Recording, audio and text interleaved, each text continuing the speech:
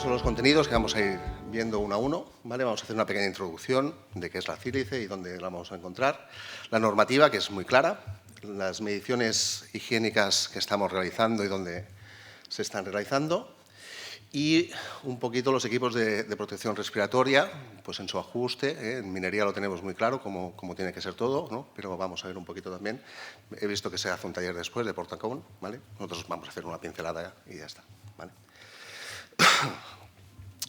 Una cosa muy importante es que la sílice cristalina se encuentra en todos los sectores, ¿vale?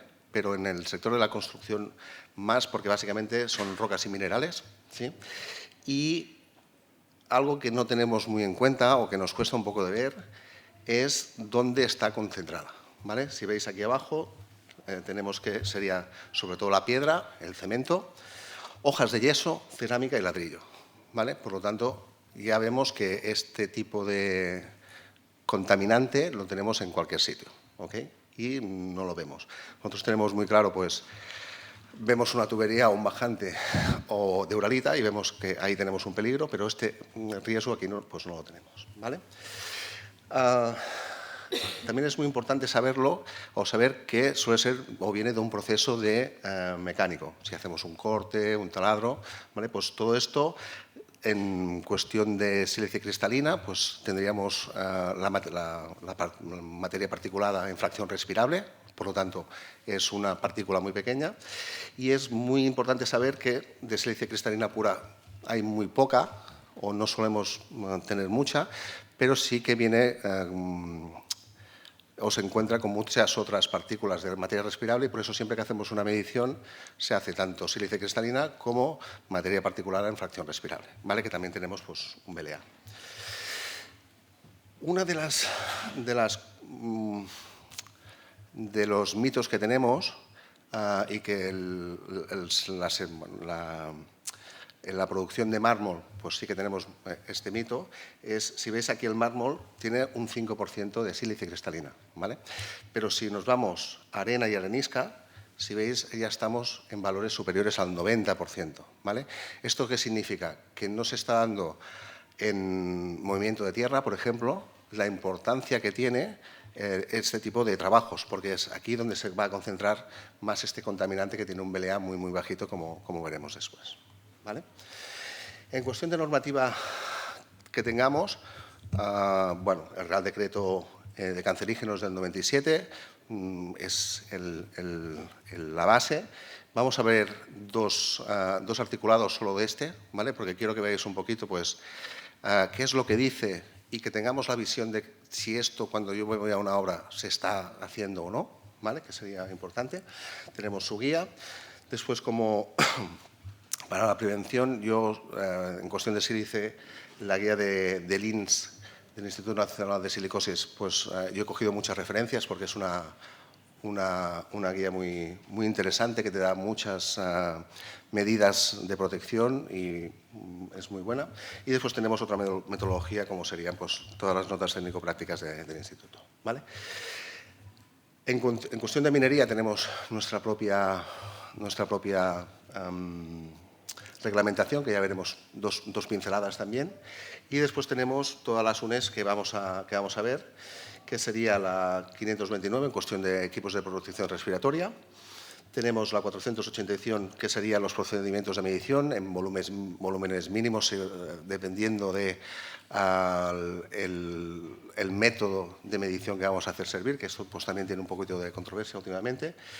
Y la 689, que es la estrategia de medición, pues si es constante, variable y cuántas horas pues, tendríamos que hacer medición de cada una, ¿vale?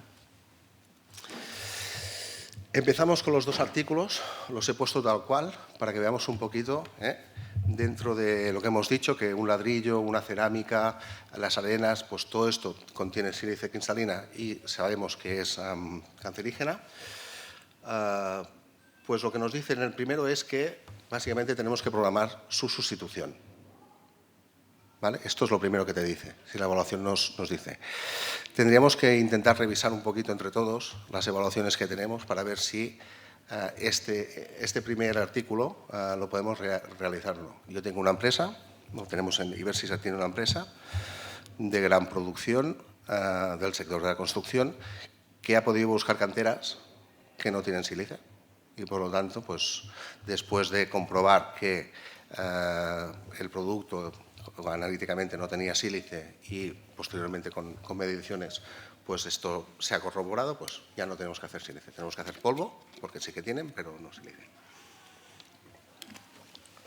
Lo segundo que nos dice es que si no es posible, lo que tenemos que hacer es contenerlo en un sitio, hacerlo en un espacio cerrado, ¿vale? Esto en construcción es muy complicado o muy complejo, por lo tanto este lo vamos a descartar ya desde un buen principio. Y si no es posible el sistema cerrado, pues lo que vamos a hacer es tener un valor súper bajo, ¿vale? Esto es lo que tendríamos que hacer. ¿Cómo se va a hacer? Pues aquí tenemos dos métodos que ya veremos, que sería vía húmeda o aspirando, haciendo aspiraciones. Ya veremos cómo vamos a hacer, ¿vale? Y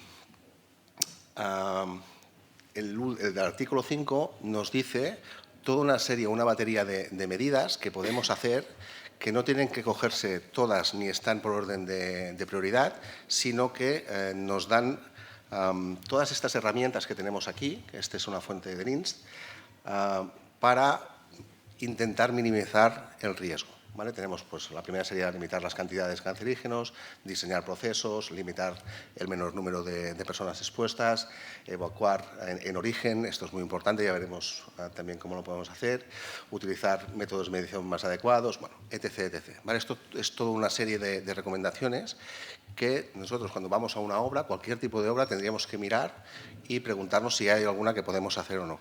¿Vale? En cada casuística, dependiendo de cada obra, pues vamos a coger unas o vamos a coger otras, ¿vale? Pero sí que sería importante, ¿vale?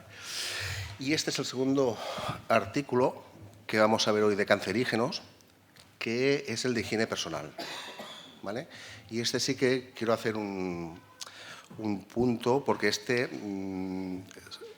así como el anterior es muy costoso técnicamente y no sabemos a veces bien cómo poder aplicarlo, este es muy claro, ¿vale? Lo primero, no beber, ni fumar, ni comer en las obras. Esto pues se ve y se sigue haciendo, ¿vale? ¿Por qué? Porque no tenemos muchas veces o comedor, porque son obras de corta duración, la gente se va al bar, o porque el comedor está muy sucio. ¿Vale? Esto es una de las cosas que sí que tendríamos que comenzar a aplicar dentro de las obras, ¿vale? Proporcionar ropa de protección apropiada, que esto sí que se suele estar haciendo, y siempre que abandonemos la zona de riesgo, siempre que abandonemos la zona de la obra, pues lo que tenemos que hacer es limpiarnos, siempre con los métodos de aspiración, siempre que sea posible, y evitando todo lo que es el soplado, ¿vale? Porque esto pues no tendríamos, ¿vale? A limpiar el calzado antes de entrar a las instalaciones también sería muy correcto. Y otra cosa que dice el de cancerígenos y el de biológicos, los dos son muy similares en este sentido, es que antes de comer y antes de plegar tenemos que disponer de 10 minutos para nuestra limpieza. Y eso tampoco se está haciendo actualmente en las obras, ¿vale? O las obras que yo estoy viendo, ¿eh? Pues quizás sí que hay algunas que tienen pues un poquito más, pero no suele ser, ¿vale? Lo de los vestuarios y las taquillas de doble cuerpo, esto en pocas obras lo he visto, sí que hay alguna que lo he visto, pero sí que cuesta un poquito diferenciar la zona de entrada, vestuarios y duchas, y la zona de salida a comedor o ya directamente a obra. Este diagrama de flujo no se está viendo básicamente porque yo pienso que las casetas de obra no tienen esta funcionalidad, ¿vale? Pero sí que, bueno, es un punto que aquí el Real Decreto del 97 ya nos está diciendo para cualquier cancerígeno y todos los que estamos haciendo, pues se tienen que hacer. Si nos vamos a hacer un trabajo de amianto, pues esto, hay unas casetas especiales que ya te lo dejan y te lo hacen. Por lo tanto, siempre se puede llegar a tener, ¿vale? Disponer de un lugar limpio donde dejar la protección respiratoria y una buena higiene personal, ¿vale? A veces, pues, entres en algún lavabo y, bueno, al ser de obra, si no se tiene una buena limpieza diaria, pues tenemos más problemas. Y otra de las cosas que dice el Real Decreto es que la limpieza de la ropa tiene que ser llevada a cabo por la empresa y que no se la puede llevar el trabajador a casa, ¿vale? Esto sería, pues, un poquito lo que hemos dicho, ¿vale? La limpieza. y método SUMO. Tenemos ya aspiradores que nos permiten hacer un buen filtrado de todo esto. Es una fuente de Hilti, que fuimos a hacer una formación en la formación laboral. He cogido un par de diapositivas suyas porque pienso que son importantes, ¿vale?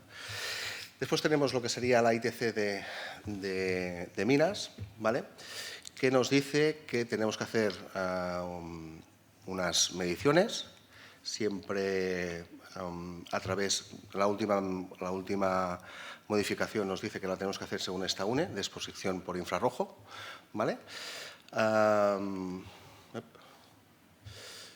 Vale. Ya veréis por qué lo digo, que tiene que ser por infrarrojo.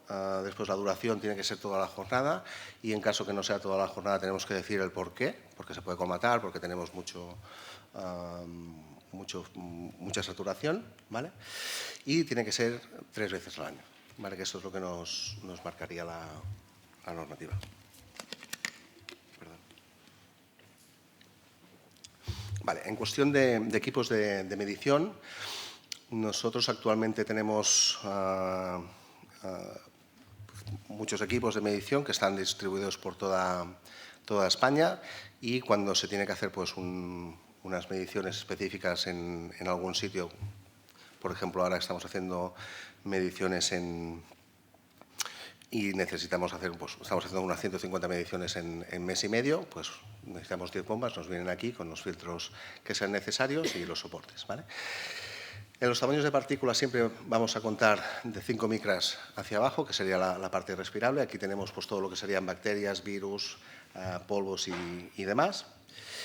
Tenemos que en el 2020 ya salió el Real Decreto que nos marcaba que era cancerígeno y que nos daba un año de transposición para pasar de 0,1 a 0,05, la sílice cristalina. Antes se medían o se podían medir dos contaminantes, que era la cristobalita y la sílice cristalina. En este momento ya solo se mide sílice cristalina y la sílice cristalina era 0,1 y la cristobalita era 0,05 miligramos a metro cúbico, ¿vale? Lo que ha hecho este Real Decreto es decir que todo el polvo que nosotros encontremos, ya sea cualquier forma, rebajarlo a 0,05 y así pues lo tenemos todo mucho más restringido, ¿vale? Y en el 2004 pues seguimos así, ¿vale? No ha habido ningún cambio. Si nos vamos a otras normativas podemos encontrar que hay alguna variación. Por ejemplo, en Portugal creo que es 0,025 en vez de 0,05, ¿vale? Pues bueno, pero tendríamos esto. Y tenemos aquí, pues, cuando hacemos una medición, tenemos sílice cristalina y parte respirable con 2 VLAs diferentes, ¿vale? Es más restrictivo la sílice cristalina porque es cancerígeno y el otro, pues, es más genérico, igual que si fuésemos a mirar partículas inhalables, tendríamos un 10, ¿vale? Porque al ser una partícula más grande, pues tenemos una restricción menor, ¿vale? Esta es una diapositiva de Linz, ¿vale?, que me gusta mucho poner. Si vemos aquí, es una moneda de 2 céntimos. El polvito este es un 0,1, que era el antiguo VLA, y ahora tenemos pues, la mitad de esto, es lo máximo que nosotros podemos aspirar de sílice cristalina al día, ¿vale? Este sería nuestro VLA. Con las mediciones que estamos haciendo, que intentamos hacer un 10% del VLA, pues imaginaos el poquito sílice que vamos a intentar pues hacerlo. Para poder hacer las mediciones tenemos 3 soportes que pueden hacerla. Nosotros siempre lo hacemos con 2, dependiendo de las horas que vamos a medir, ¿vale? Tenemos un ciclón Higgins, ¿vale?, que se calibra 2,2 y un ciclón GK que se calibra 4,2, ¿vale? Por lo tanto, yo puedo en la misma medición coger más o menos material dependiendo del rato o el tiempo que yo quiera hacerlo, ¿vale?, hacer la medición. Tenemos que este sería el Higgins y este sería el GK. Es un poquito más grande y simplemente es eso, no tiene ningún problema. Y aquí, cuando yo voy a realizar la medición, siempre me voy a mi laboratorio, ¿vale?, donde yo, para hacer la medición, tengo que mirar a ver qué valores tengo que coger. Si veis en esta parte de aquí abajo donde pone el caudal, pone 3 para ciclón SCK, 2,2 para ciclón Casella y 4,2 para este, ¿vale? Después yo aquí en esta parte azul pues puedo calcular, dependiendo el volumen que tengo pues las horas, pero ya me está diciendo que el volumen mínimo va a ser 1000 litros. ¿Vale? Yo si hago una medición con una estrategia constante, que son 2 horas, pues ya no voy a hacer solo 2 horas, voy a ir casi bien a 4 horas, porque a 4,2 para coger 1000 litros pues ya me da esto. Pero si voy a una de 8 para coger 1000 litros, pues puedo hacer con el 2,2 sin problema. ¿Vale? Me va a coger más a poco y además si hay una punta de mucho polvo, pues va a hacer que no se me colmate tan rápido. ¿Vale? Pero esto es una cosa un poquito de lo que sería el muestreo personal, pues la preparación de equipos, el ajuste de caudal inicial, la colocación, el control de funcionamiento durante todo el muestreo y el fin de la verificación del caudal cuando se acaba, pues que lo tengamos bien. Igual que en el ruido, pues también tenemos que hacer una verificación de que el sonómetro pues esté bien. ¿Vale? Siempre vamos a saber el VLA, la exposición diaria que tiene el trabajador, porque dependiendo de si está 1 hora hasta 8, pues vamos a tener exposiciones diferentes. Y lo que es más importante cuando hacemos una medición es, sobre todo, valorar qué grupo de exposición similar, qué gente tiene diferentes concentraciones y a cuánta gente vamos a medir. ¿Vale? No vale ir a 1 hora y poner una bomba y decir que todos están así, cuando a lo mejor pues esa persona no está cortando o está cortando con método húmedo y hay otra persona que está afuera pues haciendo movimiento de tierras, por ejemplo. ¿Vale? Pues esto se tiene que saber, o si se hace de derribo, pues si se hace la persona que está abajo, el maquinista, pues un poquito, esto lo tenemos que saber. ¿Vale? Y esto sería lo que dice un poquito la norma, la 689 de muestreos, ¿vale? Siempre tenemos que hacer un preliminar de 3 mediciones para cada GES y si estamos por debajo del 0,1 del VLA, pues paramos aquí y vamos haciendo anualmente hasta 6 mediciones para hacer el control. Y si estamos por encima de 0,2, pues ya nos vamos a un estudio estadístico donde se tienen que mirar unas condiciones de conformidad. ¿Vale? Que esto tenemos el calculador del INS que nos ayuda mucho y se puede hacer de forma muy rápida. ¿Vale? En cuestión de medidas para reducción y prevención, siempre vamos a ir al foco. Esto, el artículo 15 de la Ley de Prevención de Riesgos Laborales siempre ya nos lo decía, después el medio, después la protección individual. Y básicamente tenemos dos tipos de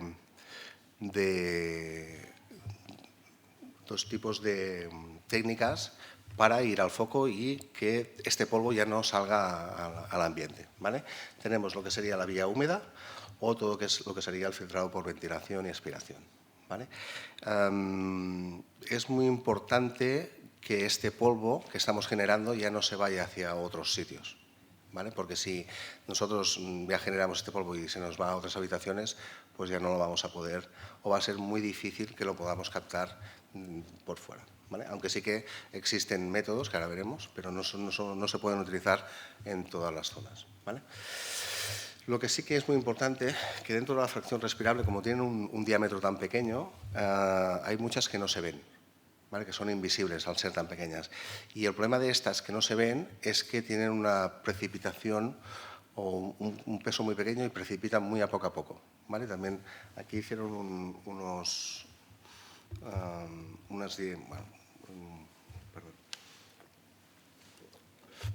hicieron unas pruebas, los de Hilti, para saber el tiempo en lo que tardan en depositar, dependiendo las micras de partícula, ¿vale? Y nos pusieron esto y nos dijeron, ¿cuánto creéis en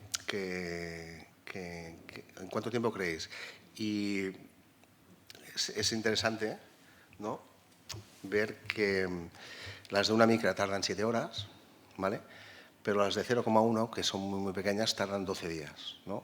Y después, entre medio de aquí, pues tenemos unas cuantas que también están concentradas y que variarán entre 12 días y 7 horas. ¿Esto qué quiero decir? Que muchas veces nos vamos a la obra el viernes y pensamos, bueno, pues lo cerramos todo y ya está, y no hacemos ningún tipo de método, y volvemos el lunes y este tipo de partículas, que son las más peligrosas porque se van al alveolo y suelen ser insolubles,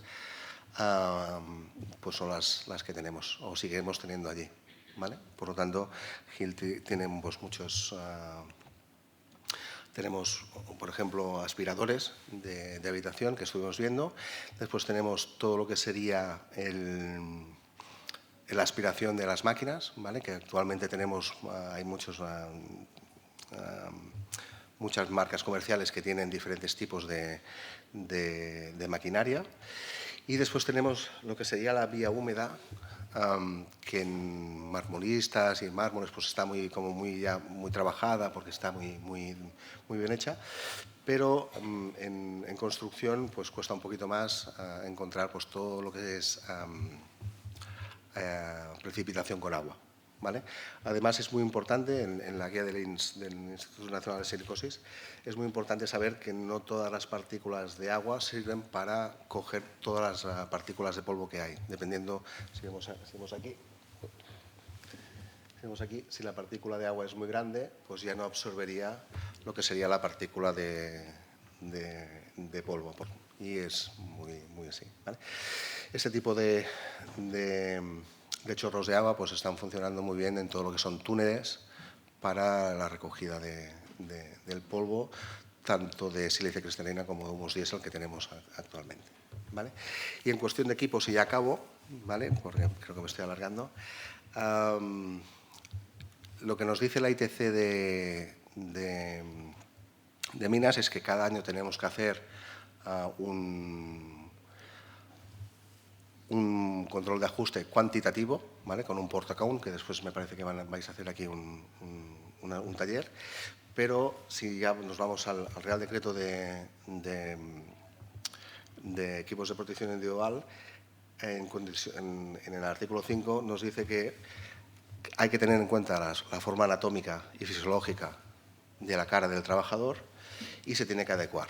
¿Vale? Si nosotros, por ejemplo, yo me pongo una máscara, esa máscara a mí no me va a servir de nada, porque como no tengo un buen sellado, pues no me va a servir de nada. ¿Vale? Si yo me cojo una máscara que está preformada y yo tengo una cara muy fina, tampoco me va a servir de nada. ¿Me entendéis? Porque vamos a tener, aunque sea una FP3, no me va a estar dando la protección del 99,7%. ¿Vale? Y por lo tanto, pues sí que se tiene que hacer.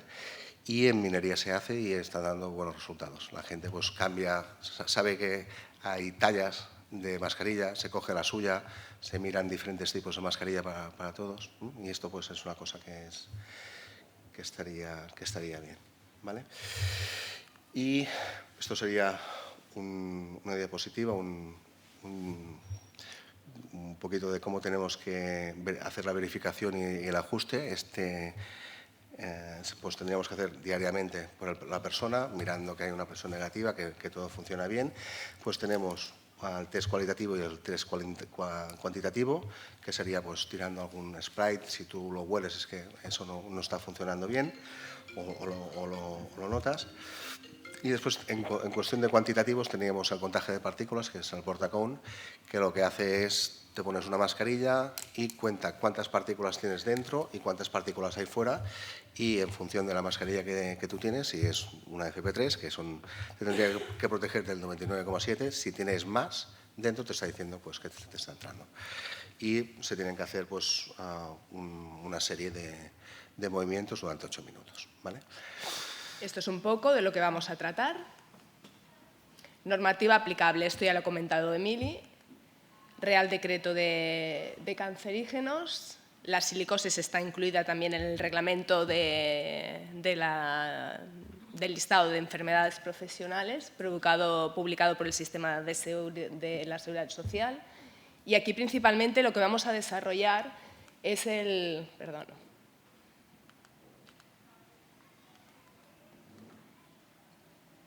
Vale. Lo que vamos a desarrollar es el protocolo de vigilancia de la salud específica. Estos protocolos son guías publicadas por el Ministerio de Sanidad, en las cuales para su elaboración pues, se incluyen pues, servicios de prevención y sociedades científicas entendidas en la materia.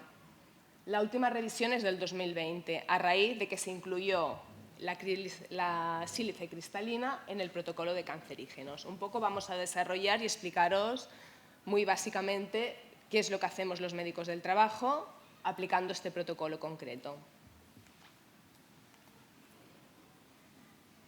¿Qué nos pasa de inicio con la silicosis? Es una enfermedad de elevada prevalencia e incidencia. ¿Qué quiere decir? Que es muy frecuente. Hay muchos casos pasados y se van diagnosticando muchos casos en la actualidad. No disponemos de datos epidemiológicos concluyentes. O sea, a nivel epidemiológico, nos falta información, porque hay muchos oficios que están expuestos a este tipo de contaminante, pero no hay estudios ni higiénicos ni médicos. Por tanto, podemos decir que hay un infradiagnóstico de silicosis. El reto importante que tenemos todos, establecer su auténtica dimensión del problema, porque a fecha de hoy no lo sabemos. ¿Cuándo aplicaremos el protocolo? Lo aplicaremos cuando trabajadores que vayan a estar expuestos, que preveamos que tienen que estar expuestos, aplicaremos el protocolo. Trabajadores expuestos, es decir, que están en contacto con la sílice cristalina. Y también es muy importante aquí la vigilancia posocupacional. Cuando un trabajador deja de estar en contacto con el contaminante, no podemos parar la vigilancia, tenemos que continuar. ¿Por qué? Porque la silicosis tiene un periodo de latencia, de aparición de la enfermedad larga, por tanto, no nos podemos relajar en este aspecto. Definiciones. ¿Qué es la silicosis? Es una neumoconiosis. ¿Qué quiere decir neumoconiosis? Es enfermedad pulmonar de neumoconiosis, está la silicosis y hay otras enfermedades que están dentro del grupo de las neumoconiosis provocadas por otros productos, por ejemplo, la talcosis. ¿Qué órganos afecta la silicosis? Pues es una enfermedad pulmonar intersticial difusa, es decir, que afecta a todo el pulmón. ¿Qué pasa? Hay una producción de colágeno. Colágeno es una sustancia de retención. ¿Qué pasa? Si hay mucho colágeno, este pulmón se vuelve rígido. Por tanto, si se vuelve rígido, no tiene la flexibilidad necesaria pues, para la función del pulmón, que es el intercambio gaseoso y hacer que el oxígeno pase a la sangre.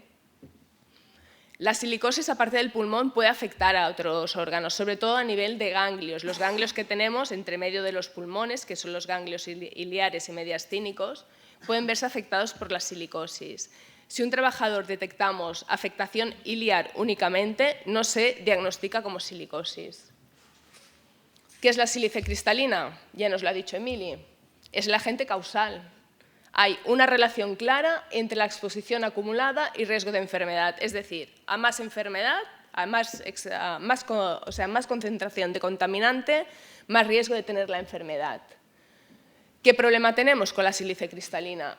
Es muy abundante en la naturaleza. De los 7 polimorfismos que tiene, los más frecuentes son el cuarzo, cristobalita y tridimina.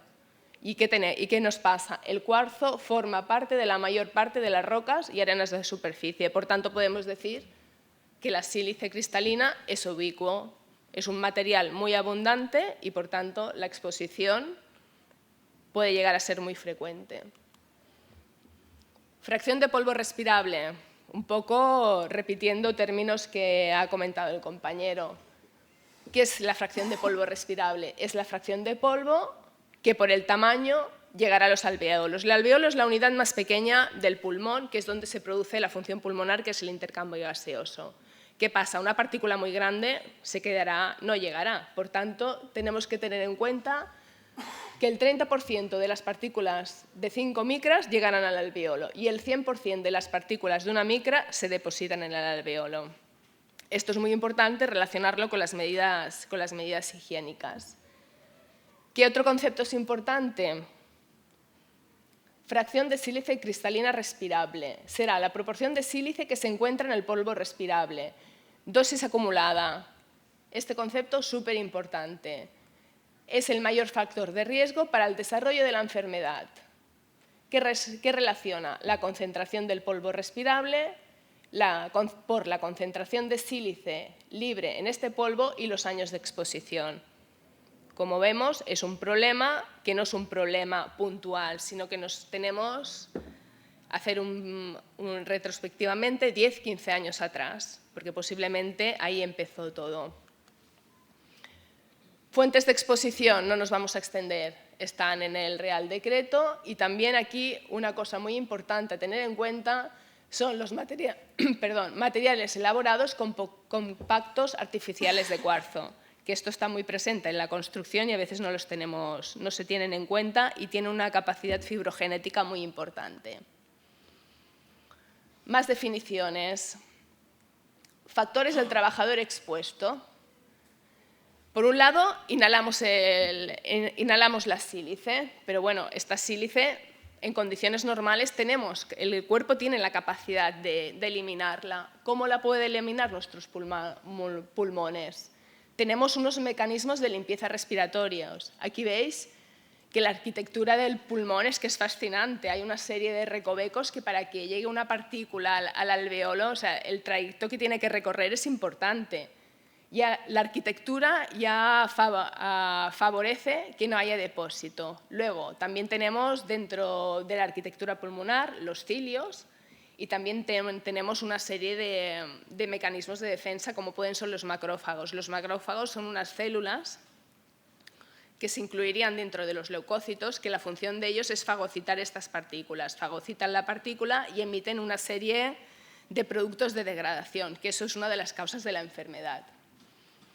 Luego también hay una variabilidad interpersonal. ¿Qué quiere decir esto? ¿Por qué un trabajador enferma de silicosis y otro no? Pues hay unas causas genéticas que no están estudiadas que influirán en el desarrollo de la enfermedad. Y también puede haber otras enfermedades que tenga el trabajador que favorezcan pues, la capacidad esta de desarrollar la enfermedad. Formas clínicas. Las vamos así a pasar de pasada. A ver, esto es un dibujo muy simple, podríamos decir muy infantil incluso, pero que está muy claro. Esto es un pulmón sano. Esto es la fase final del bronquiolo y aquí tenemos el racimo de alveolos. Este pulmón está sano. El intercambio se hace perfecto. ¿Qué pasa aquí en un pulmón silicótico? Ya tenemos una serie de partículas que provocarán una serie de reacciones en el tejido que harán que este pulmón no sea eficiente para cumplir su función.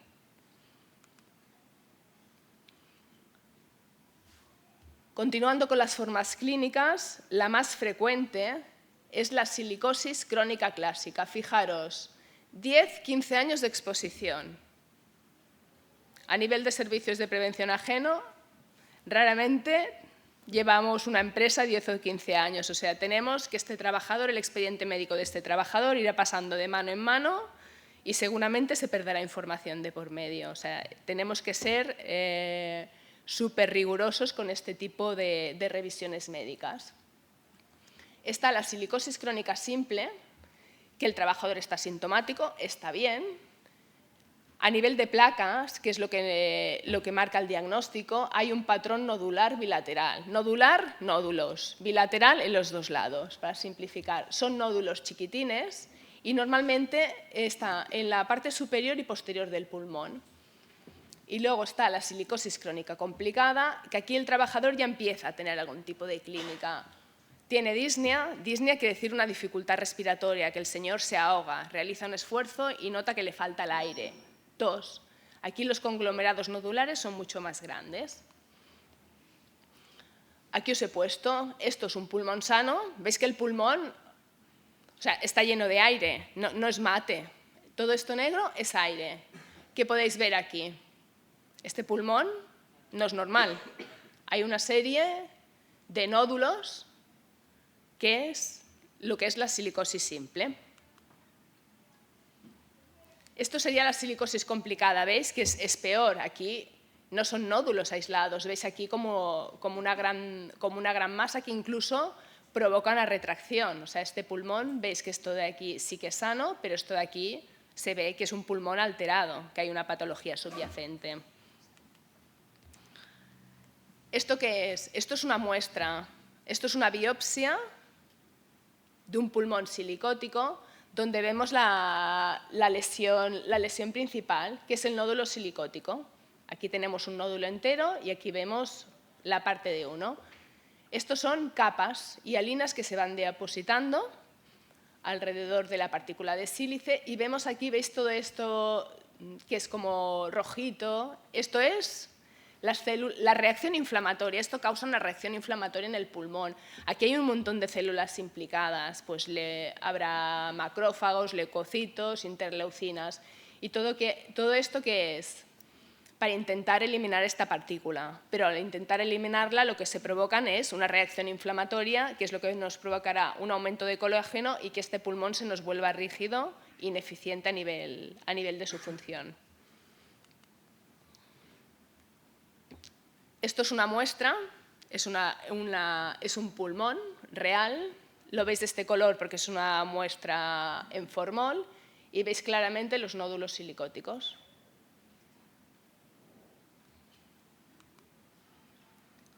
Otra forma clínica más grave es una fibrosis pulmonar intersticial. Por el nombre ya podéis ver que ya no son nódulos, sino que afecta a gran parte del parénquima pulmonar. Una disnea importante, el trabajador tiene una ahogo importante, o sea, le cuesta ya realizar su trabajo, tiene dificultades incluso para su vida diaria y normalmente se asocia a exposición a polvo mixto. Aquí lo podemos ver las imágenes que veis en comparación con otras imágenes anteriores que realmente veis que esto no está bien, no es un pulmón sano. O sea, aquí hay una fibrosis importante. Y ya de las últimas tenemos la silicosis acelerada. Esto porque es importante cuando hacemos las revisiones médicas hacerlo de forma rigurosa. Porque veis que en las formas clínicas anteriores la exposición era de 10-15 años. Aquí nos baja ya a 5 a 10 años. Evoluciona rápidamente. De una simple te pasa a una complicada quizás en meses. ¿Con qué se relaciona? Con exposiciones intensas. Y normalmente hay concurrencia con otras enfermedades pulmonares y enfermedades del colágeno. O sea, esto es muy importante. Aquí es muy importante tener una buena relación con el higienista y con el departamento técnico, pues para detectar este tipo de situaciones anómalas que se detecten desde el punto de vista de higiene y nos pasen esta información a medicina, pues para tener el accidente por el que se produjo esta exposición intensa, pues tenerlo etiquetado y identificado.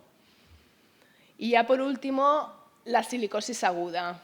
Periodos de exposición cortísimos, 6 meses a 5 años. Exposición masiva, quiere decir una gran exposición. Hay un grave deterioro de la función pulmonar y del estado general. Distrés respiratorio quiere decir una insuficiencia respiratoria grave que requiere intubación y posiblemente muerte.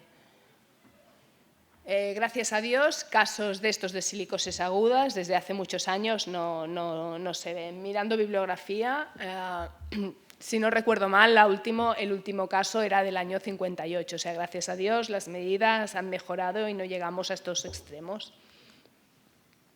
Y aquí veis la placa pues, de una silicosis aguda, que como veis, esto no es candidato de trasplante, primero intubación, porque este pulmón no es eficiente, y de trasplante pulmonar.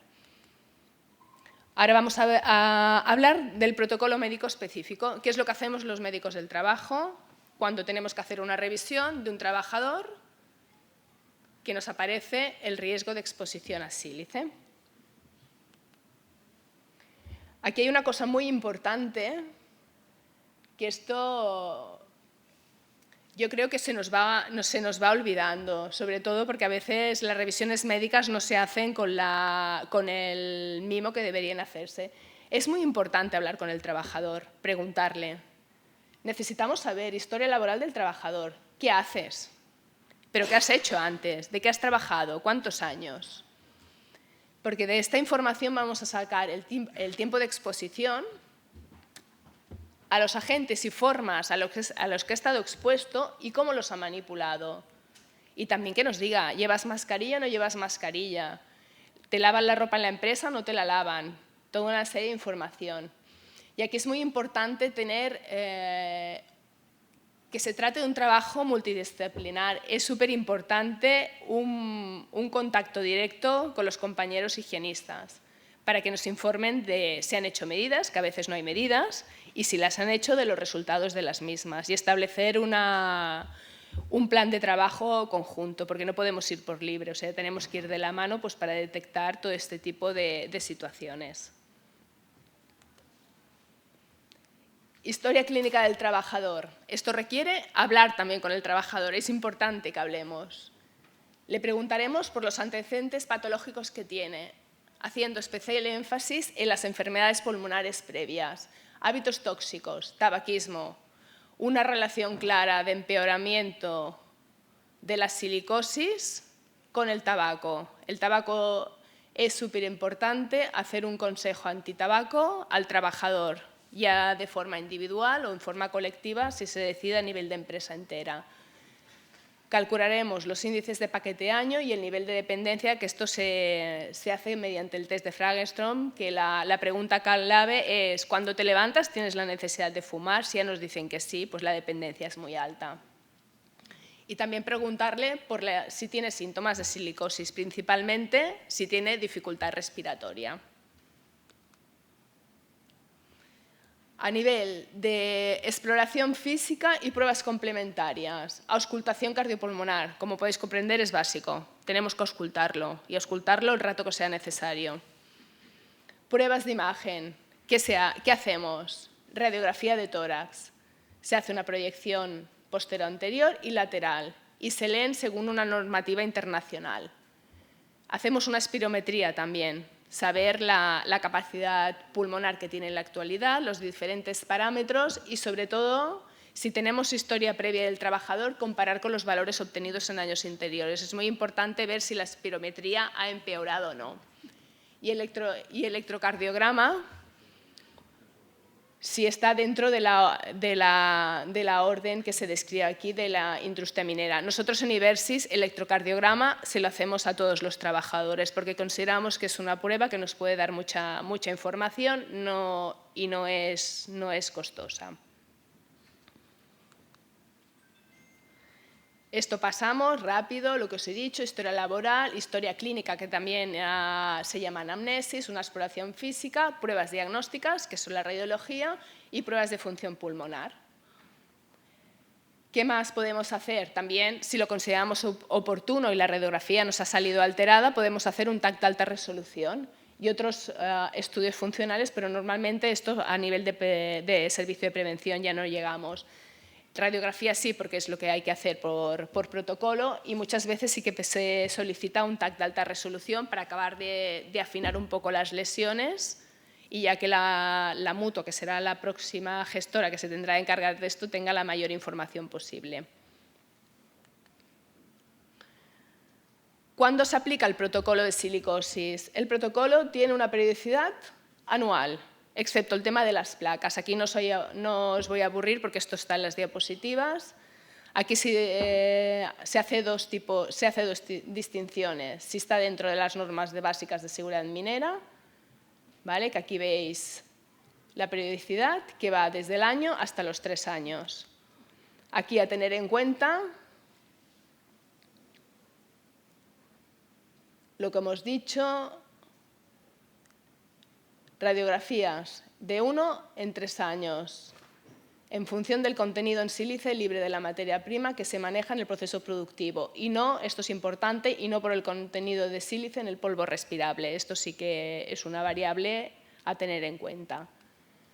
Luego, cuando las empresas no están incluidas, se establecerá la periodicidad de las placas en función de la magnitud y el tipo de exposición. Como veis, podemos ir desde el año a los 2 años y a los 3 años, dependiendo de la exposición actual, que esto nos lo dirá el compañero técnico de cómo están las medidas. Por eso os decía que es muy importante una comunicación fluida con el higienista. A veces que nos podemos encontrar que no tenemos medidas, por tanto, iremos a la mayor protección del trabajador, se le hará radiografía. Luego, si hay medidas, ya establecemos la periodicidad. Pero es importante siempre tener una placa de inicio para saber si hay lesiones previas y ver cómo evoluciona en el caso de que se encontrara algo. Esto un poco es la relación a la periodicidad de las placas en función de las medidas higiénicas, que no os voy a aburrir más con esto. Con independencia del sector de la actividad, la placa será anual cuando ya tenemos un diagnóstico anterior, cuando sospechamos que ha habido una sobreexposición, es decir, que ha habido algún accidente en la empresa o se ha producido alguna incidencia en la empresa, tanto a nivel de manipulación o de extracción, que nos haga sospechar una sobreexposición, la haremos anual. Y personal que manipula aglomerados de cuarzo por su elevado contenido en sílice cristalina. Lo que nos interesa, criterios de valoración de la aptitud. Iremos desde el apto, que aquí no hay ningún problema, apto, pero el trabajador tiene patología respiratoria no neumoconiótica leve bien controlada. O sea, el trabajador lo vamos a calificar como apto. Lo que podemos decir es que en lugar de verlo cada 12 meses, yo lo quiero ver cada 6. Esto ya es un criterio médico en función de antecedentes y resultado de las pruebas. El grupo 3 tiene que cumplir al menos uno de los siguientes criterios. Patología respiratoria no neumoconiótica leve bien controlada. Que en la realización de la espirometría ya hayamos encontrado alteraciones y que la placa esté alterada. ¿Cómo etiquetaremos a estos trabajadores? Pues los vamos a etiquetar trabajador especialmente sensible, sin limitaciones o con limitaciones en función de toda esta información. El grupo 4, silicosis simple. Trabajador especialmente sensible debe ocupar un puesto exento a exposición a sílice. Esto aquí hay que ir con mucho cuidado porque a veces, sobre todo en la industria del mármol, nos están cortando, pero nos dicen, no, es que yo coloco el mármol en la casa del cliente. ¿Y dónde lo cortas? No, lo corto en la cocina o en la furgoneta. O sea, la furgoneta cerrada y sin mascarilla. O sea, eso de exposición cero no es real. Por esto que hay que indagar bien en las condiciones de trabajo. En el supuesto de que no existiera dicho puesto exento de exposición, pues entonces tenemos que orientar al trabajador pues para que tramite una incapacidad total para su profesión habitual. Y el grupo 4 ya es cuando una silicosis muy complicada, hay una enfermedad respiratoria grave y este señor es no apto. Y esto ya es sinónimo de tramitar la incapacidad permanente para su profesión habitual. ¿Qué nos puede pasar como resultado de la revisión? Sospechamos un caso de silicosis. Tenemos un señor que nos explica que trabaja con sílice, que tiene la placa con alteraciones y que la espirometría no nos sale bien. ¿Qué tenemos que hacer?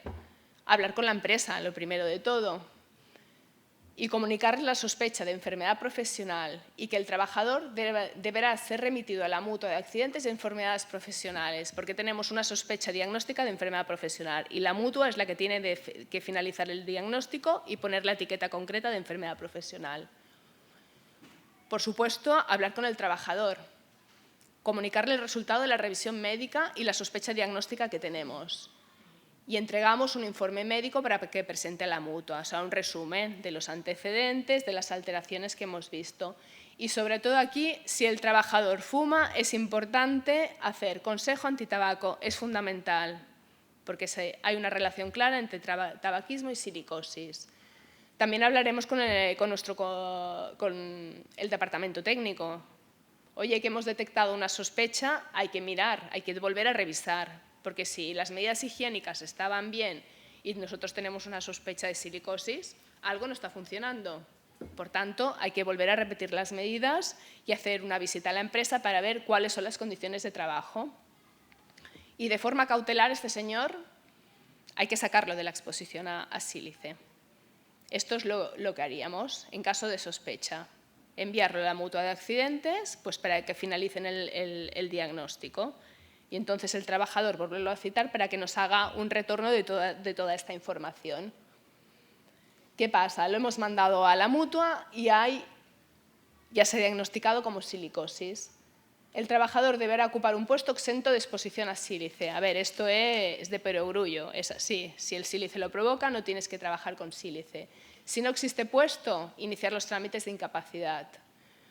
Y aquí también, súper importante, hay que volver a realizar medidas higiénicas y valoración de las condiciones de trabajo, porque posiblemente hay más casos. Nos hemos encontrado en empresas pequeñas que se detecta un caso y al cabo haces la revisión y al final detectas que son 3 y 4 casos. Y muchas gracias por vuestra atención.